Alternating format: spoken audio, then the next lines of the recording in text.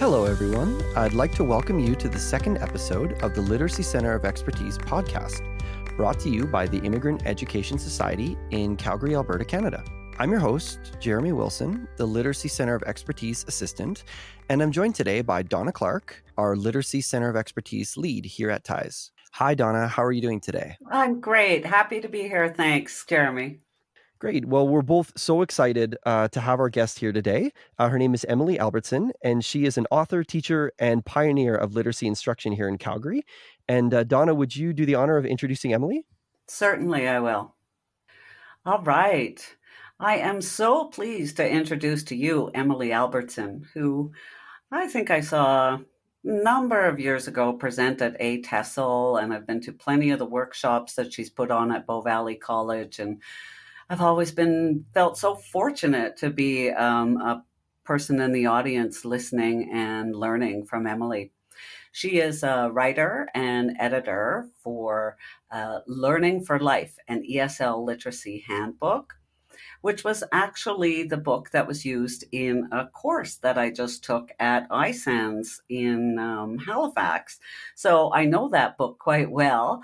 And also, she's the writer-editor for A Practical Guide to Teaching ESL Literacy, which is the newest release, I believe, of her published works, and it is awesome. We have a copy of it in our staff room, and I always ask new literacy teachers to use it as much as they can. And of course, she's worked on the CCLB ESL for All. She was a content writer there, and many other things I'm sure I missed, as well as Emily has 15 years of teaching ESL literacy experience. I didn't even know what ESL literacy was 15 years ago. So I'm very, very pleased to have Emily here with us. Hi, Emily. How are you? Hi, Donna. Hi, Jeremy. Thanks so much. I'm good, thank you. I'm really well. I'm excited to be here with you today. Awesome. Did I miss anything, Emily, No, you'd like to add? no, not at all. Okay, No, thank you awesome. so much. Yeah, I'm excited, and I think when I was thinking about what I do and thinking about this podcast, and I was thinking about being kind of on the research and writing side of things, and then also being on the teaching side of things, and for me, how important the teaching side is. And so I just want to kind of reach out to everybody out there who is listening, who is instructing or teaching in the classroom, because in my experience, it's the instructors and the teachers who are kind of on the leading edge of practice, and sometimes waiting for researchers and writers to catch up. So I've always thought that the applied research and the work that happens in the classroom is really, really important. And it's important to inform what we research and write about, and then of course also really important because of the teaching, because of our learners. Exactly. And I agree with you 100%. We have a really big topic for you today, right? Yes. Today. So when we invited Emily, we asked her to maybe address the question of how do we teach people to read? Yes. Because I think that's something that's really missing from teacher training programs for ESL. And I've seen Emily present on this a few times. So how are you feeling about that big topic, Emily? Well, I mean, it's huge, right? It's a huge topic, but I think maybe we can take a stab at some of the parts of it and get kind of an overview today. And I think you're right. I think unfortunately it's missing from a lot of teacher training for ESL. In fact, I think actually learning anything about literacy at all is missing from a lot of teacher training, unfortunately. Mm-hmm. Yes. So we'll try to fill in a few of the little gaps here today. Great. Mm-hmm. Awesome. Well, thanks so much, Emily. So, Emily, I'm going to ask you a simple and straightforward, yet not simple question in the way that it's there's a lot of parts there. Emily, how do we teach literacy learners how to read? Okay. So there are a lot of parts there, but Donna mentioned our most recent resource on literacy that I did with Bow Valley College. It's called A Practical Guide to Teaching ESL Literacy. And in that guide, I developed a framework of literacy skills, and it was sort of an attempt for me to kind of organize what it takes to learn to read if you're an ESL literacy learner, if you're an adult ESL literacy learner. And I listed 8 different areas or 8 different skills in this framework. So I talk about availability for learning, and this one's really important, and maybe we'll go into this one in a bit more detail later. But that's basically, are you able to be in class, whatever kind of class that is? Are you well fed? Do you have enough money for rent? Are you there and able to focus on your learning? The second one is oral language to support reading and writing. The third one is your own knowledge and experience that you bring to literacy. The fourth is what we call textual awareness, which is kind of an awareness of the text around us, awareness of print, that print has meaning. We have phonological awareness, which is an awareness of the sounds of a language. And if you think about probably what many of us think about when we think about learning to read, we think about sounding out a word like k, a, to make cat. And you can think how important phonological awareness, how important hearing those sounds is. And it's important in your first language, but it's really important if you're in your second language.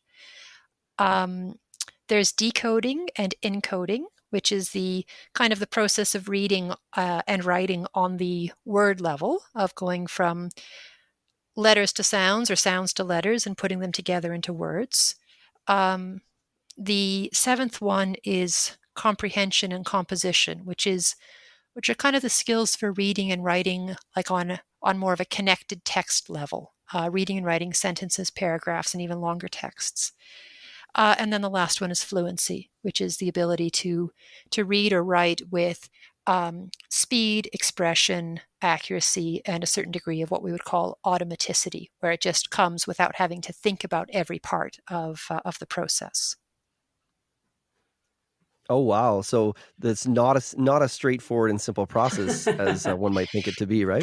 There's a lot going on, and if you think about it, there was I'm not going to be able to remember who said it at this point, but reading is not a natural process. Our brains, the human brain, was never designed to read, and yet it's something that many different cultures developed at different points in our history. But it's if you think about the amount that's actually happening in a brain when it's reading, it's quite incredible. Oh, Oh, wow. yeah. Well, Emily, if we could go back, I know I wanted to ask about the availability for learning, and I know you touched on it briefly, but as you were talking about this, I was thinking about how this is one of the things I did not understand when I started Yeah, teaching literacy learners. You come from an ESL background, yeah. and you're used to teaching people either well off financially or with the means at their disposal, not in the way that we teach our learners now. Um, Given their backgrounds and things like that. So could you tell us a little bit more about availability for learning? Yeah, and I kind of, when I was developing the framework, I sort of struggled a bit and had many different drafts, as you can imagine. And there just came this moment where I thought, no, this has to be here, because of my experience with my learners over the years. Because if you can't, I think it's really important, because if you are hungry, if you are scared, if you are exhausted, if you are anxious, if you're thinking about other things, you're really not in a state where you can be learning.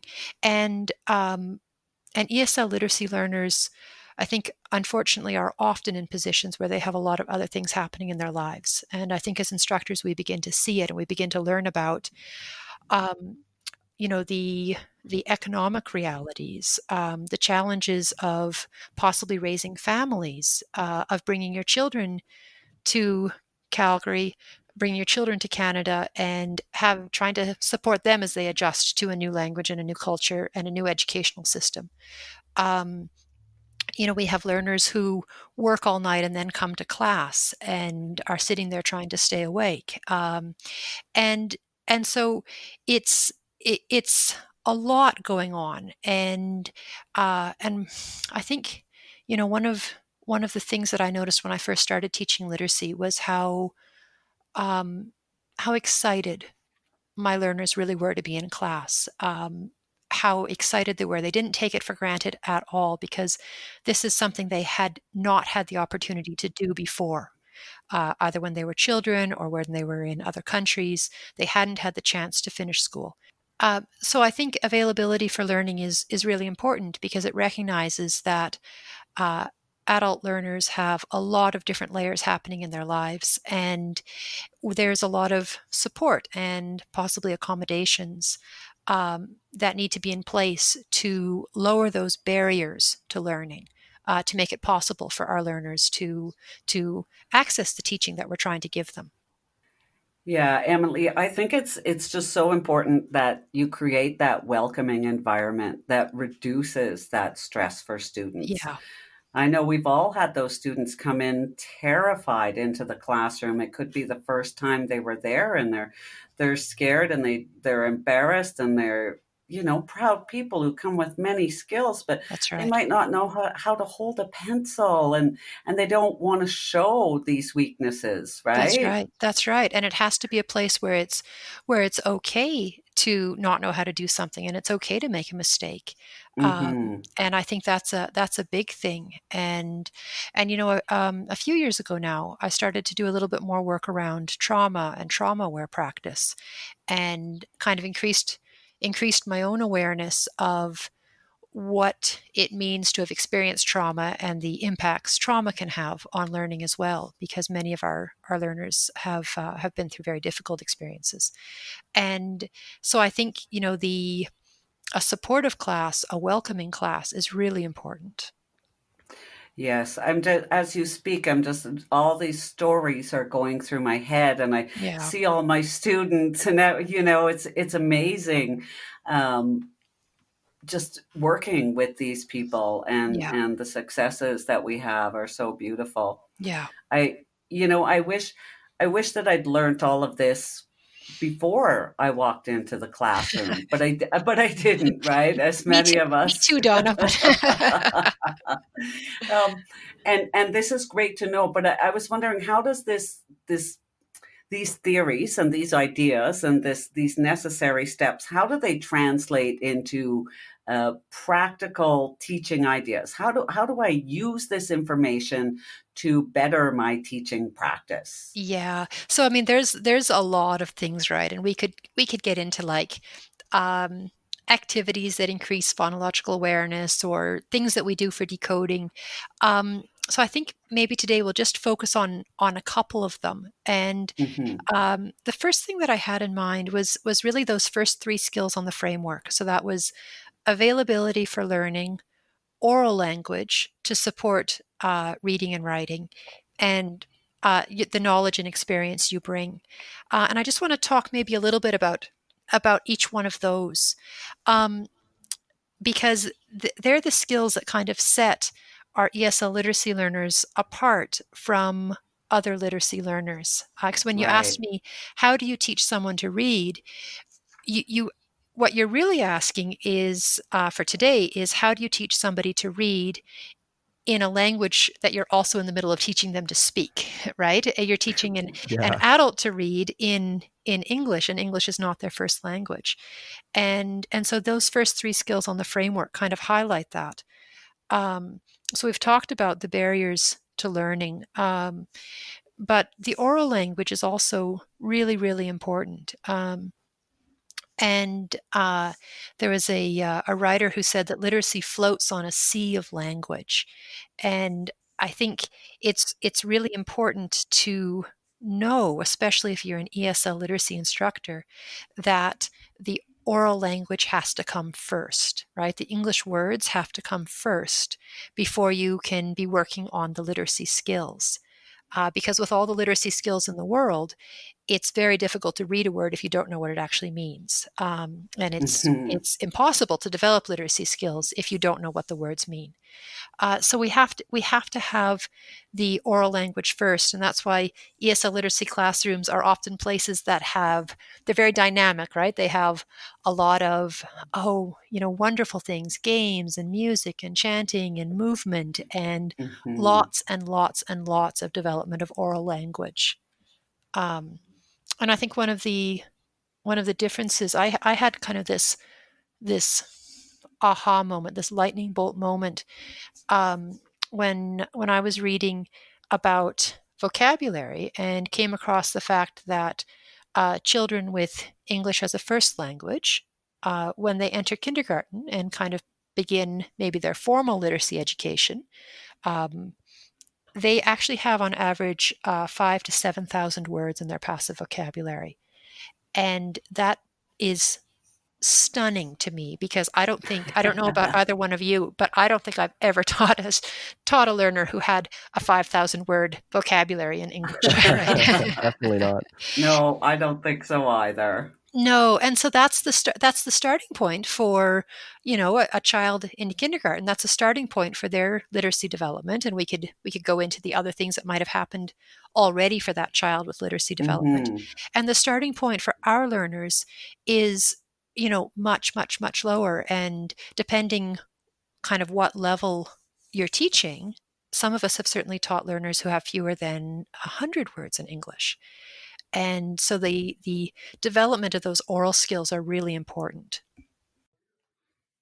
Yeah, absolutely. I think that's such an important thing to say, and you had touched on phonological awareness and phonemic awareness a little bit earlier, and I know the longer that I've been teaching literacy learners, I'm realizing that that can be such an impediment too, right? Especially at the lower levels, is they just haven't heard the language enough, and yet, so many resources that I might have used early on teaching literacy learners were kind of meant for kids in Yeah. English who had, like you said, had that 6,000 words, or they had 4 or 5 years of listening to their parents talking every day. So I'm really glad that you bring up the oral language, in combination with those other factors, because I'm starting to see how important it is. Well, and if you think about children and with their preschool education, whether it's in a formal preschool or simply at home, like literally preschool education, they're also nursery rhymes and singing silly songs. And a lot of the silly songs that we may have sang when we were children, um, we liked them because they were silly and fun and hopefully done together with an adult who was very loving and warm. But they're full of rhyme and alliteration and all of these sounds, and they draw our attention to the sounds of the language.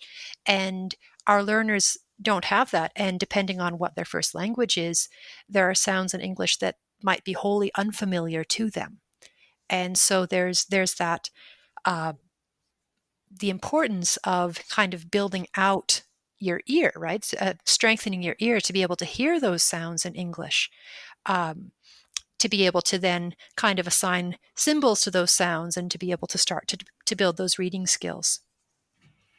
Yeah, I can relate to what you're saying in a personal way as well, Emily, because I learned to speak Mandarin Chinese. Okay.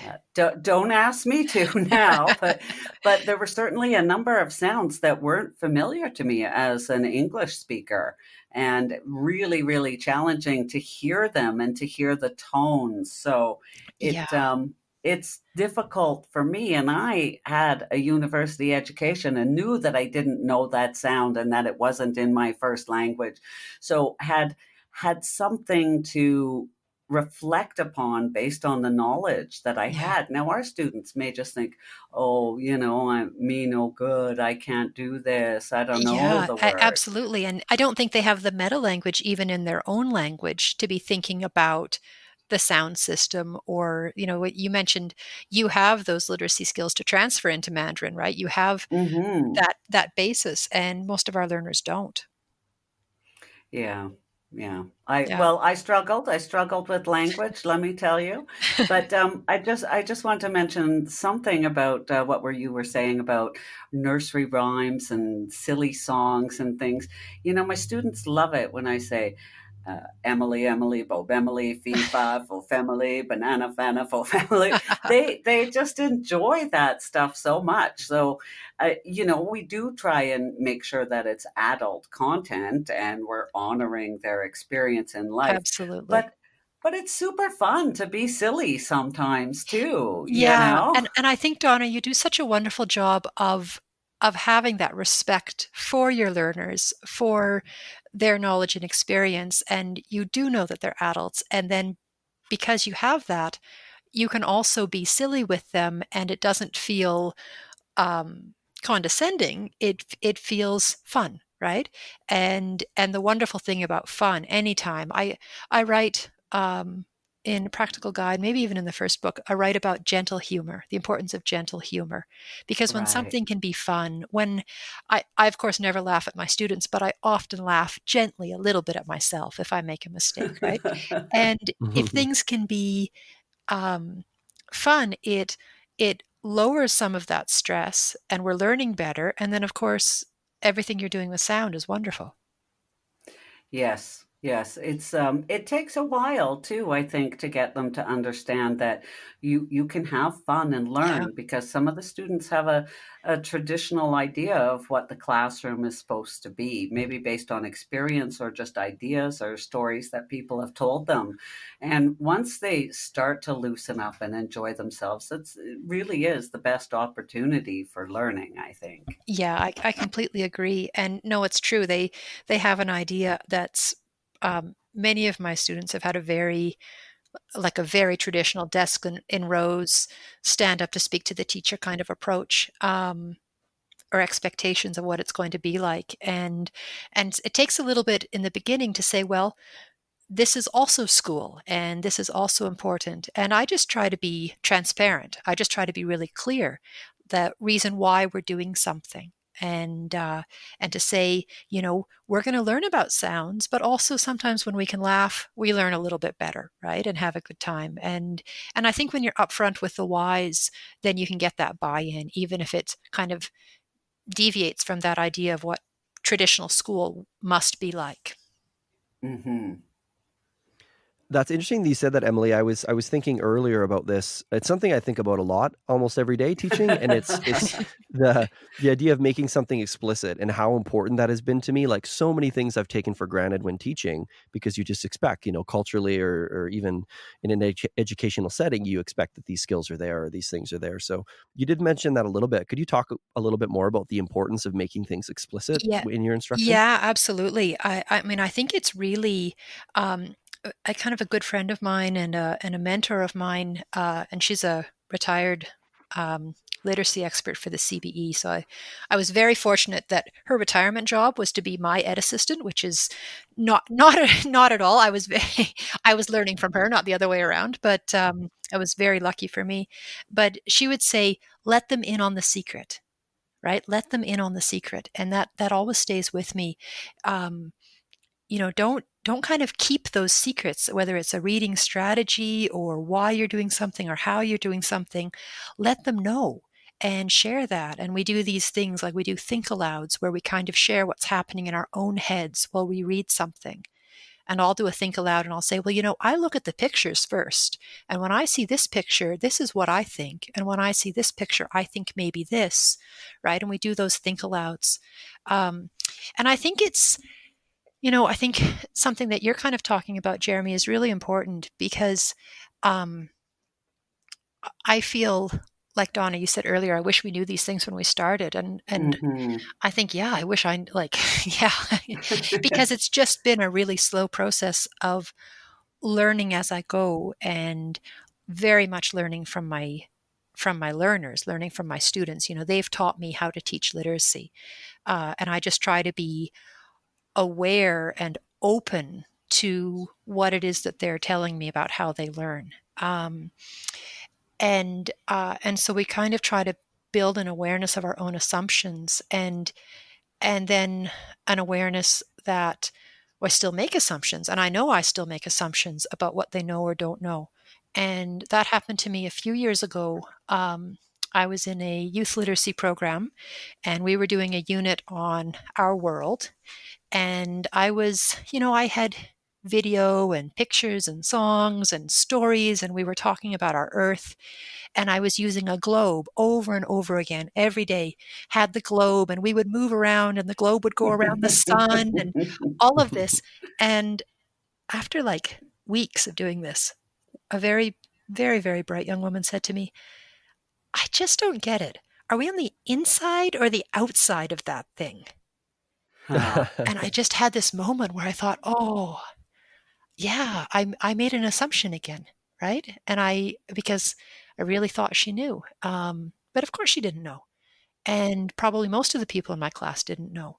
So Mm-hmm. I just had this little moment, and then I said, yeah, that's a great question. And when I said we're on the outside, and when you dig a garden, you're digging in towards the middle, tiny bit, tiny bit towards the middle. And if you lie on your back and look in the stars, you're looking out into the space around us. Um, but I think we bring these assumptions and assumptions about knowledge and what is general knowledge, what does everybody know? But it's not general, of course. It's culturally informed. It's informed by our own educational experiences, by our own family experiences, by where we've lived. And I know if I were to go to Eritrea or South Sudan or Afghanistan or any number of places, I would not know the things that you would just expect everybody to know. So I think we need to be aware of that as well. Yes, I think you hit the nail on the head there, Emily, with saying that the students teach you what you're doing right and what you're doing wrong. They really are good at Yeah. showing you. Yeah. And you can't go in and fake a literacy class because No. they'll pick up on it in a minute. Oh, No. definitely. And Yeah. Donna, I think you're so right. And I think the most important thing that you could do in the literacy class, like, of course, I always want to have my materials ready and my photocopies made, and, Hmm. what are we going to do? And I have a plan. But I think the most important thing is you walk in and you are actually present. You're actually there, right? You're with those people in that space, and you can listen to whether or not they understand you. And you can see it on their face or in the words they say or the questions they ask. And you can kind of go from there. And I think that's probably more important than any lesson plan that you could develop. Yes, I agree 100%. Yeah. Yeah, that's a great point. Have we gone off topic? Have we taken you way off we, somewhere, we might have gone Emily? down a rabbit hole. I think I was thinking, well, no, I think it's been good. We were talking about the first three skills on the framework. So we were talking Okay. about the availability for learning. We've talked about oral language, and we were talking about knowledge and experience. So I think that's really good. I think there was one other that I really wanted to talk about, and that's comprehension. And comprehension has been kind of an interest of mine lately. I've done a lot of work in the past around decoding, like learning to read on the level of those specific letters and sounds and putting together your words. Um, but but I've been thinking more about comprehension and how do you teach comprehension and how important it is to teach comprehension. And one of the things that's kind of been on my mind, I remember, well, this was years ago when we were trying to decide. I was with a group of instructors, and we were sort of deciding which reading strategy kind of goes with which level in our program. Like, where do you start teaching prediction, and where do you start to teach looking at the pictures and all of these things? And um, and the question was, where do we start to teach inference? And I remember thinking, well, we have to teach inference from the beginning. And as I've taught more and more and more, I think that even more strongly now is that actually all of these literacy strategies, I think we need to start teaching them from the very beginning. We just need to scale them way back. Um, so maybe that's my biggest kind of takeaway for today's podcast. The thing that's most important for me to say, I don't know if it will be for people listening, but is that reading comprehension should be built from the very beginning of literacy education. Um, And so when you think about inference, like inference is hard, right? That it's hard, Oh, yeah. and it's hard if you're an early reader, and it's hard if you're doing it in a new language. That's really hard. Um, but when I was trying to teach inference at a very low level, I said to my students, "Okay, I wake up in the morning, I look out the window, I sigh, I put on a sweater and a waterproof jacket and my rubber boots, and I get an umbrella. What's the weather like?" And they say, "Oh, teacher, it's And raining, the it's raining." answer And of course it is is. Of course it is. Yeah, it's raining. And Hmm. that is inference, right?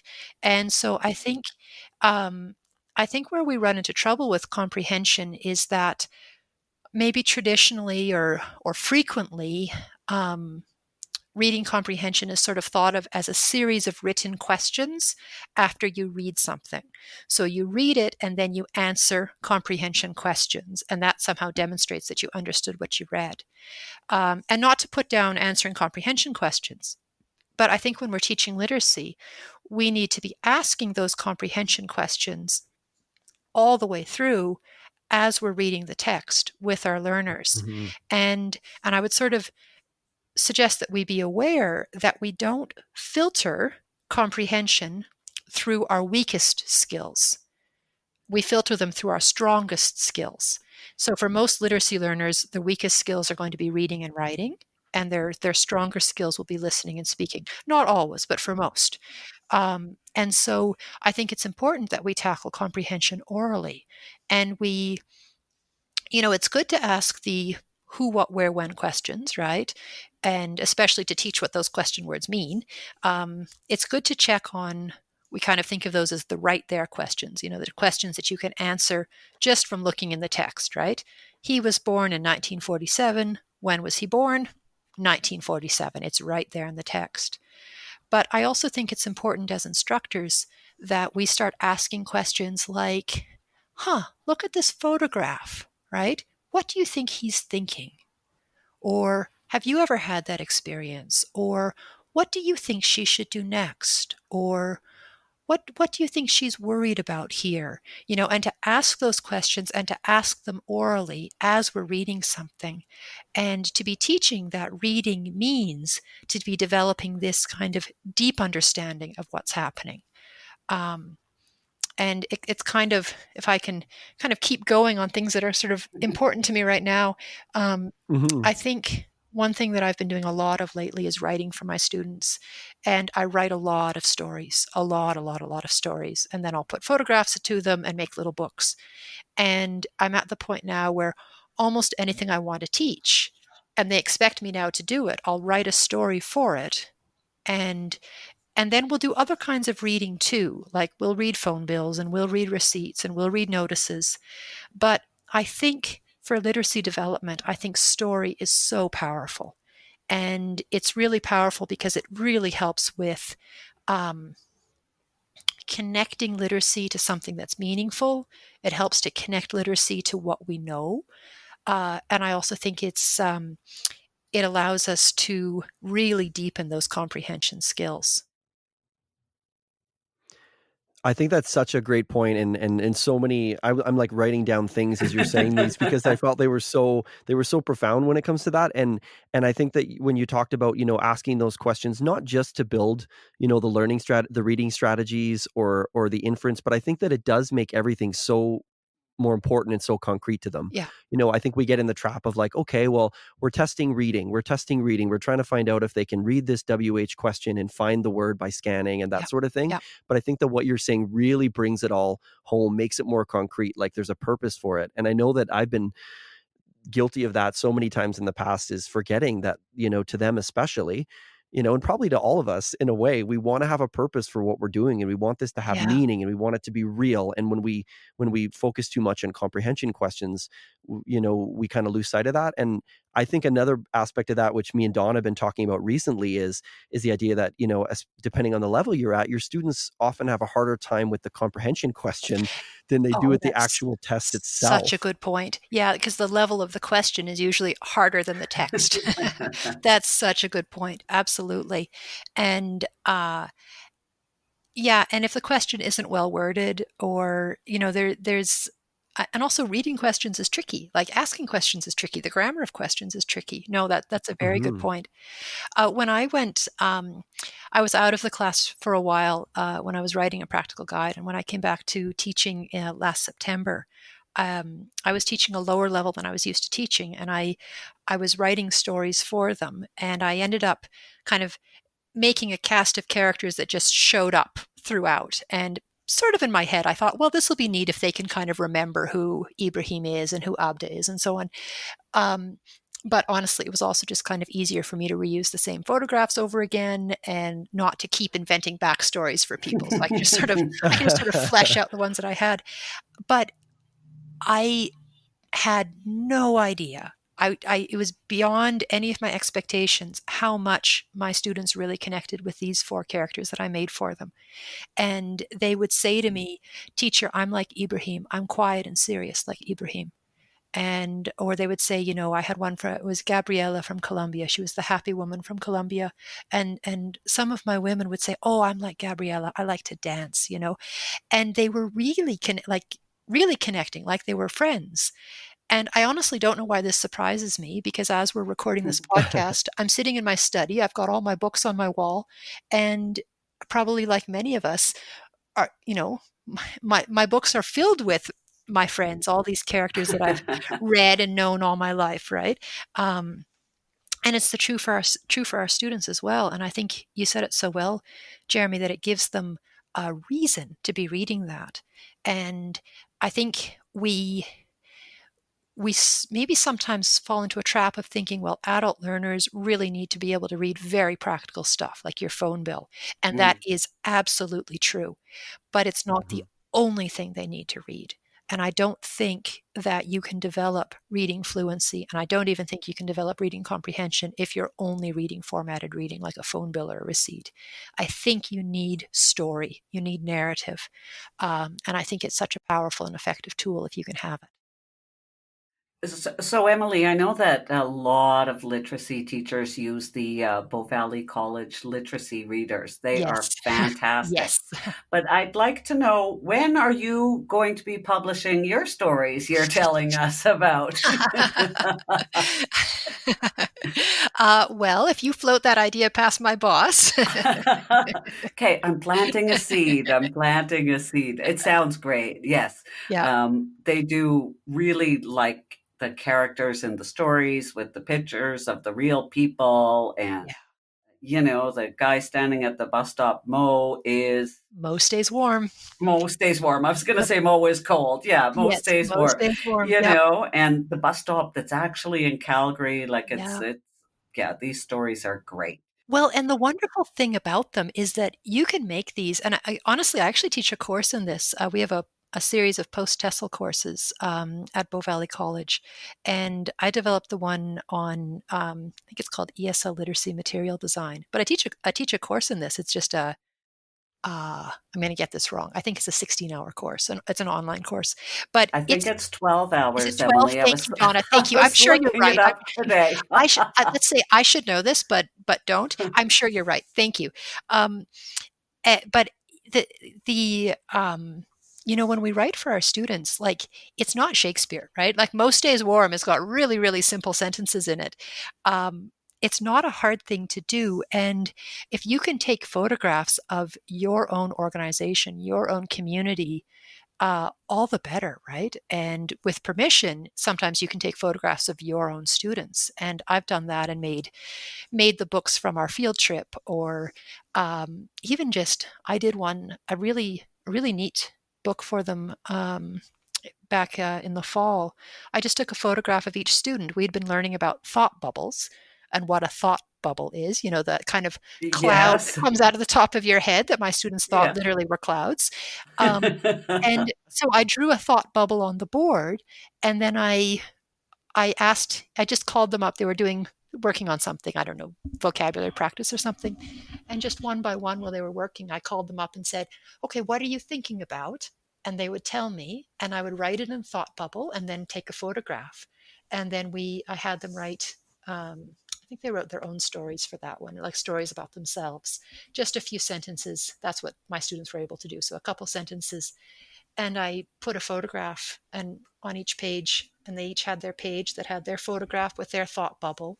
And they said just simple but deeply profound things like, my children or my future or my family, or, the things that were on their mind.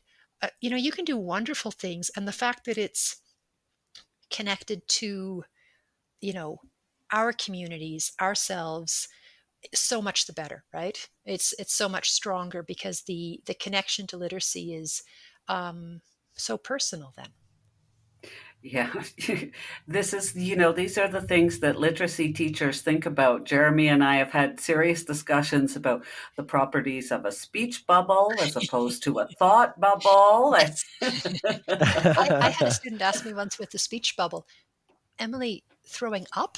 I was like, oh, that makes so much sense. That makes a lot more sense of what the actual answer is. But, you know, yeah. I Yeah. think that's so interesting, Emily. A few things that you had mentioned today, like when we were talking about, the importance of the vocabulary and oral language prior to reading, and then talking about the fact that, most of us who are avid bookworms or book readers or have a love of reading started obviously by reading stories. I don't remember reading a phone bill when I was in my primary grades. It's just so interesting that and this has just come to me as we're doing this podcast, is we forget those things as instructors. We forget like that we have a lot of common ground with them, and the fact that we love stories and we need this oral language before we get into reading. And it's so interesting that we forget those things as instructors when we start. Yeah, and and a lot of us work within the framework of the Canadian language benchmarks, which is a really solid framework, but it doesn't include narrative, right? That's not a big part of it.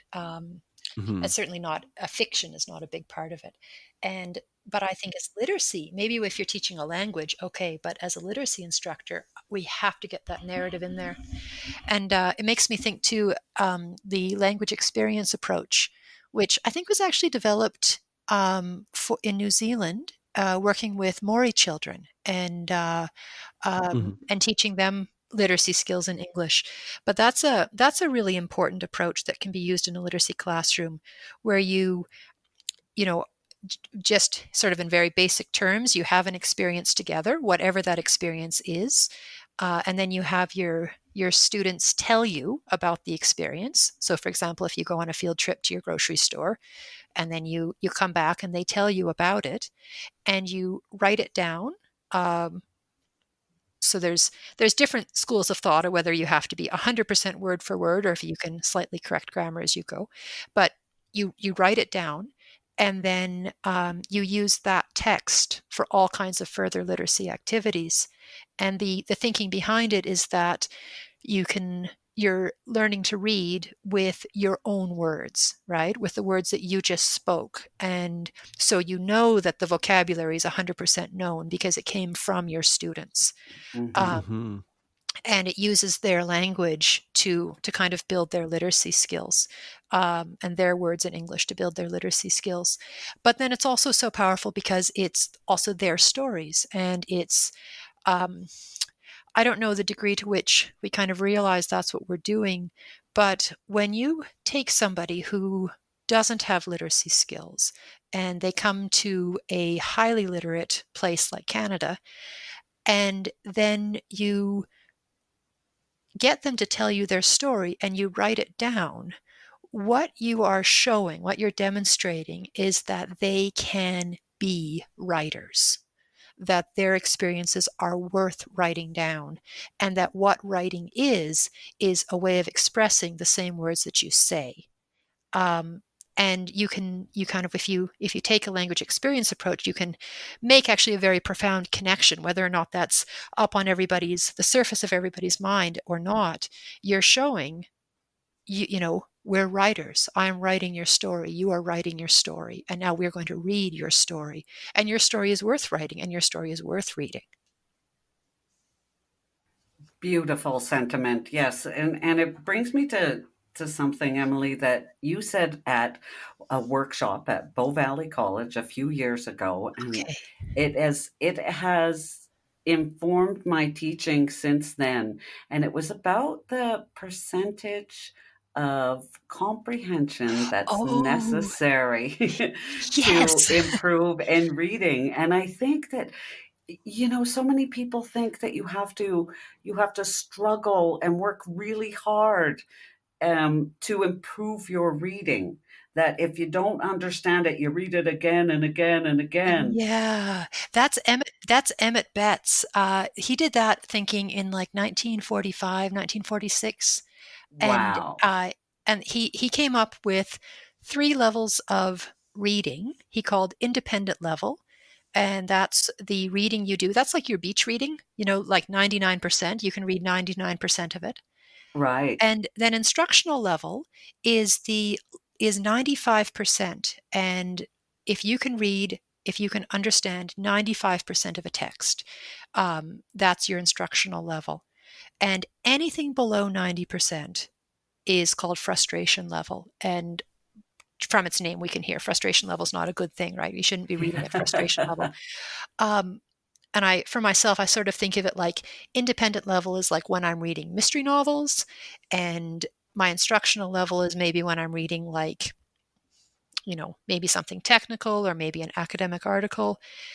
And then frustration level for me is possibly like trying to do my tax forms or reading about insurance or that kind of thing. Um, but it was a complete moment for me, Donna, when I first read his work, because I thought, oh no, I've been making things way too hard, way too hard, because I don't think I was giving my students material that was at instructional level. I don't think they knew 95% of the words in the text. And actually, if you've ever blanked out 5% of the words of a text and tried to read it, instructional level is not easy, right? It's actually Right. not easy to have only just 5% missing makes it really difficult to understand. And that's why, like, that I was thinking of that because you mentioned, going on the field trip and having the experience and Yeah. coming back. So you have a bit more assurance that they do have control over the Yeah, that's vocabulary, right. right? And you're far more likely to get something that, especially if you have low-level learners, you're far more likely to get something that's actually at instructional level if you use their words.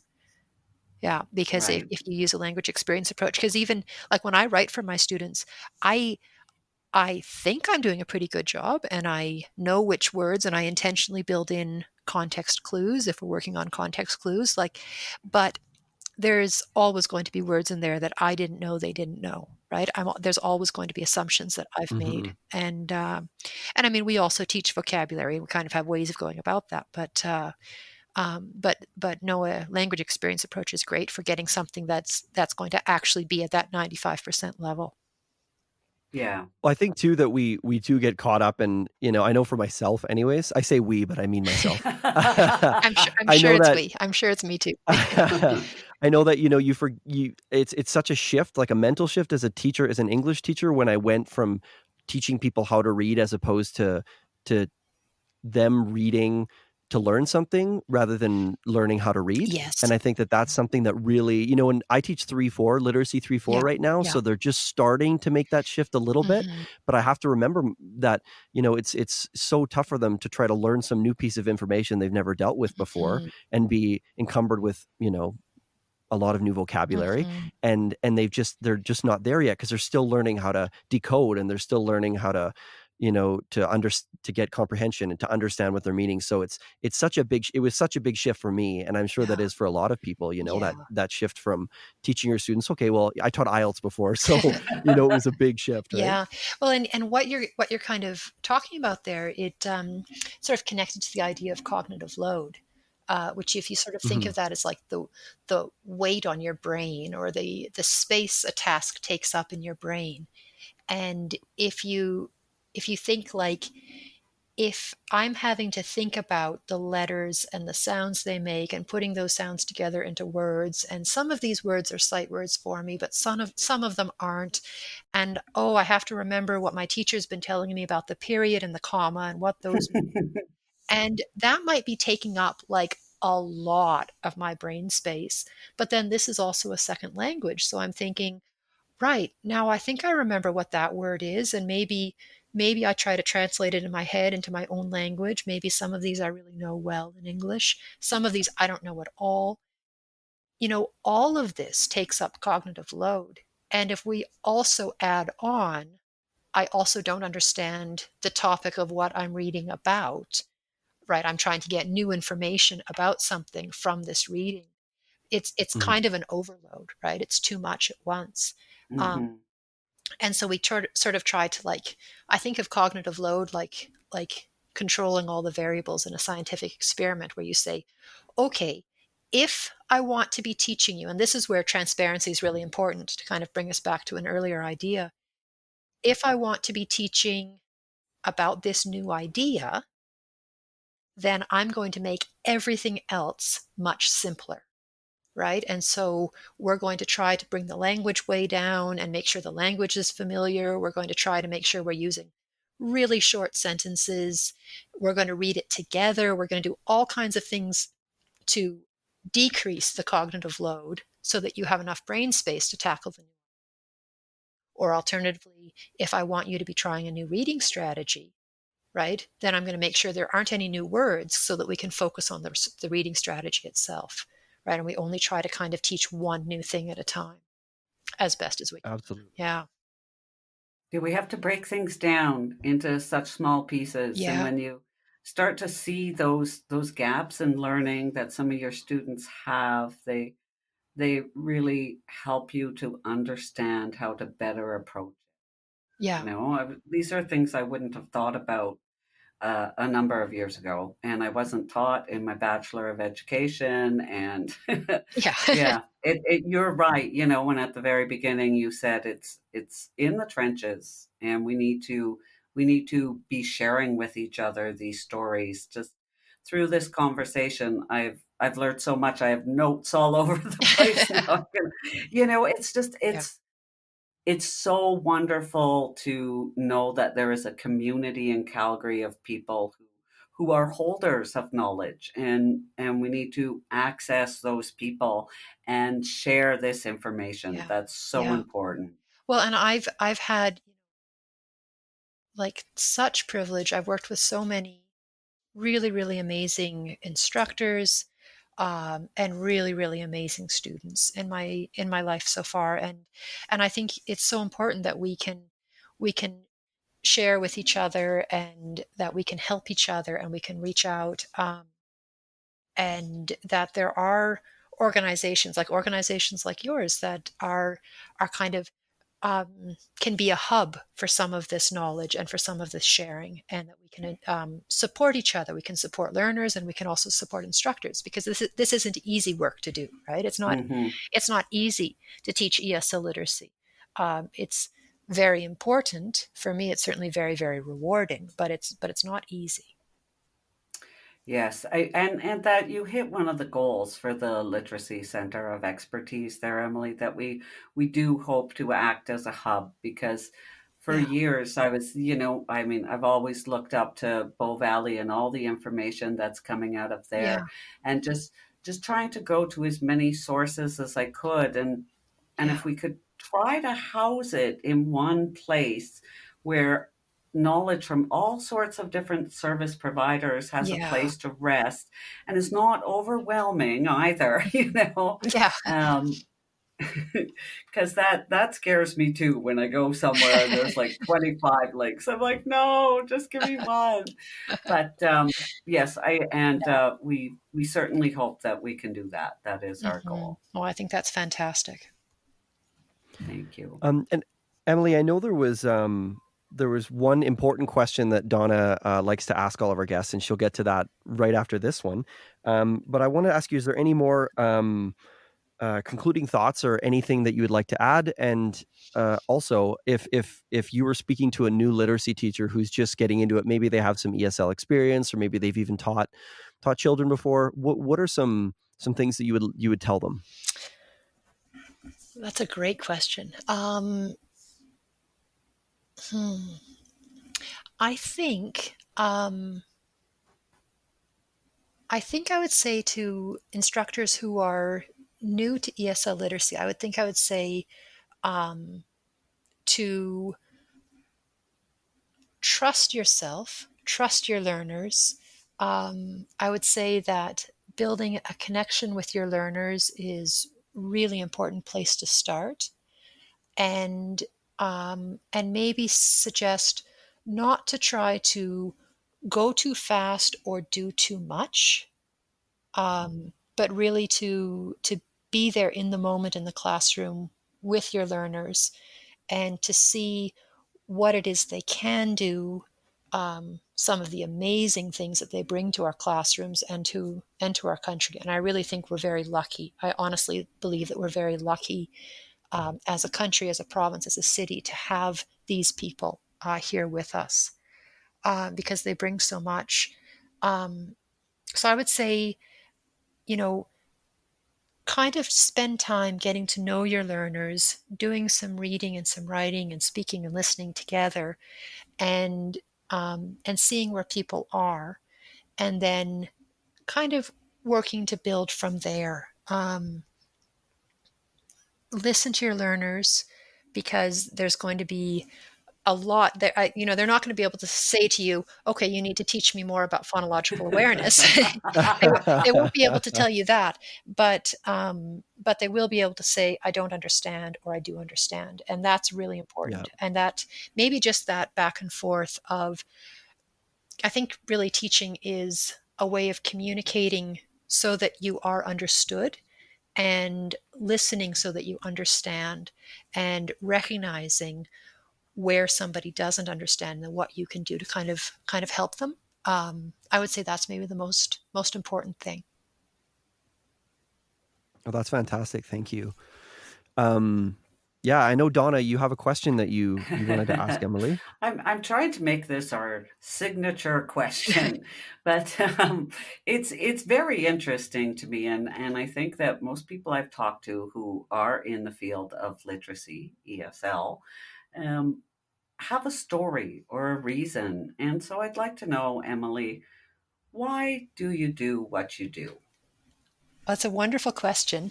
Sort of right from the very beginning, the answer was simply they gave me a job, and so and so I did it. But I've since that moment, for the last 15 years, or for the 15 years following that moment, I've kept doing it, and I very deliberately continue to choose to do this. Because I say this to my students, but I really mean it. It's the best job in the world. I really think it is. And part of it is the people that I meet. Um, I think, if I think back on my own life, and, I talked about my friends and the books around me, on the walls around me, reading and writing has been so important to me, such an important part of who I am, that the thought of people being denied, being denied literacy. And I do believe that education is a human right. And so this idea that somebody would not have that ability to go to school, not have that opportunity to go to school or to learn, it's been really important to me to be a part of that. And I think you can really change lives through literacy. And I think you can, I say that to my students. I say learning is something nobody can ever take away from you. It becomes part of who you are, and that can never be taken away. Right? That's something that is now you. And so I really am grateful to get to be even just the tiniest part of that for my students.